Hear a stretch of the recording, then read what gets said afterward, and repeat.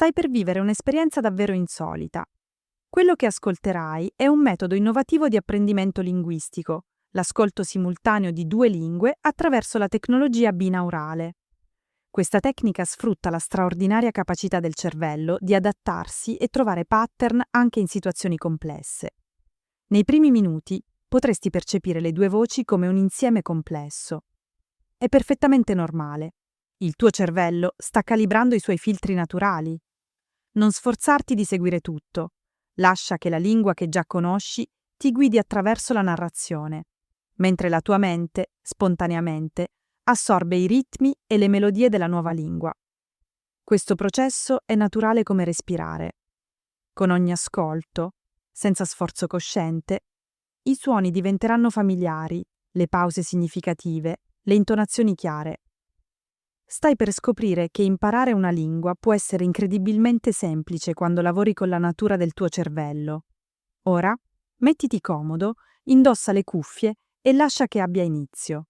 Il tuo cervello sa già cosa fare. Title: Short Stories Author Fyodor Dostoevsky, The Dream of a Ridiculous Man. I am a ridiculous person. Now they call me a madman. That would be a promotion if it were not that I remain as ridiculous in their eyes as before. But now I do not resent it. They are all dear to me now, even when they laugh at me, and indeed it is just then that they are particularly dear to me. I could join in their laughter not exactly at myself, but through affection for them, if I did not feel so sad as I look at them. Sad because they do not know the truth and I do know it. Oh, how hard it is to be the only one who knows the truth. But they won't understand that. No, they won't understand it. In old days I used to be miserable at seeming ridiculous. Not seeming, but being. I have always been ridiculous, and I have known it perhaps from the hour I was born. Perhaps from the time I was 7 years old I knew I was ridiculous. Afterwards I went to school, studied at the university, and, you know, the more I learned, the more thoroughly I understood that I was ridiculous. So that it seemed in the end as though all the sciences I studied at the university existed only to prove and make evident to me as I went more deeply into them that I was ridiculous. It was the same with life as it was with science. With every year the same consciousness of the ridiculous figure I cut in every relation grew and strengthened. Everyone always laughed at me.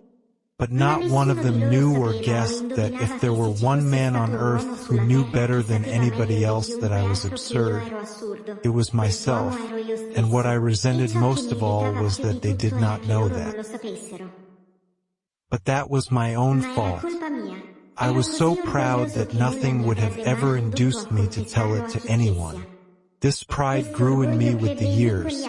And if it had happened that I allowed myself to confess to anyone that I was ridiculous, I believe that I should have blown out my brains the same evening. Oh, how I suffered in my early youth from the fear that I might give way and confess it to my schoolfellows.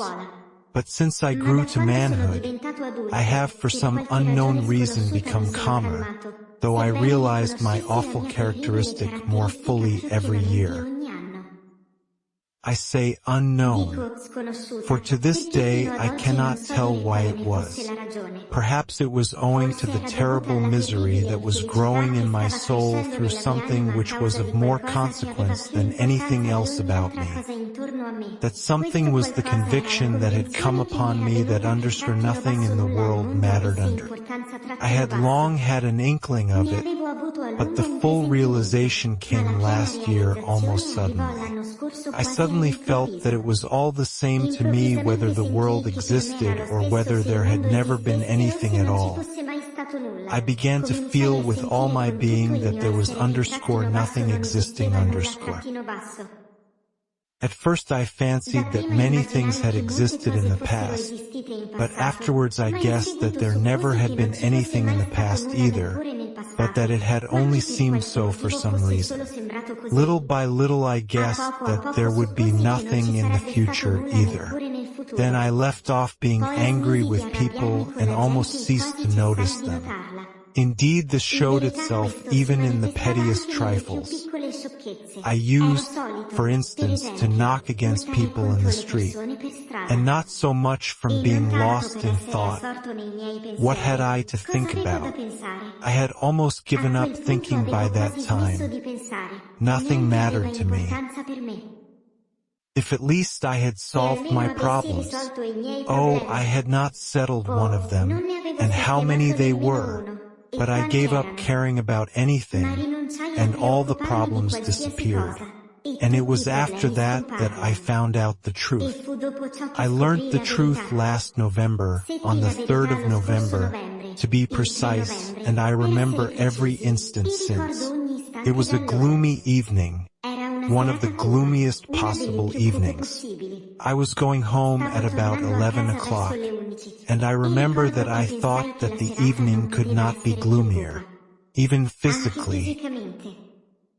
Rain had been falling all day, and it had been a cold, gloomy, almost menacing rain with, I remember, an unmistakable spite against mankind.